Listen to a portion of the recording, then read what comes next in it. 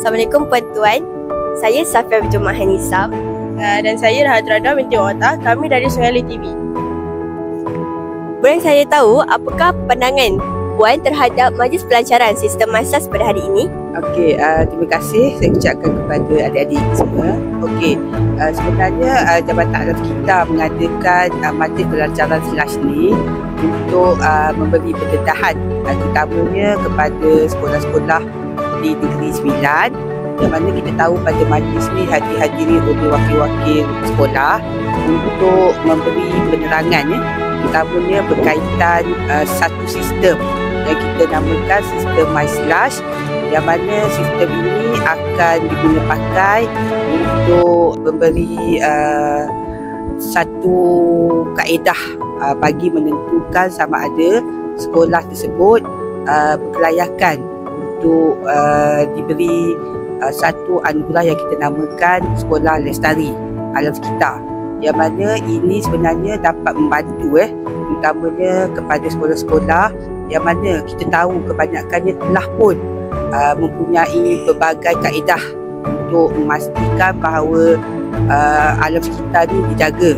Jadi kita lihat banyak program yang telah pun diadakan di sekolah, terutamanya sama ada dari program ataupun kalau kita tengok ada setengah sekolah telah pun membuat pelbagai kaedah seperti penanaman sayur dan sebagainya, dan juga program-program lain, yang mana program ini boleh diintegrasikan dan boleh dilaporkan terutamanya di dalam sistem MySLAS ni untuk kita memberi pengiktirafan, sebab kita tahu memang alam sekitar ni kita perlu jaga. Jadi mungkin ini boleh beri pendedahan terutamanya kepada anak-anak sekolah lah, sebab sistem anugerah ini terbuka sama ada kepada sekolah rendah dan sekolah menengah.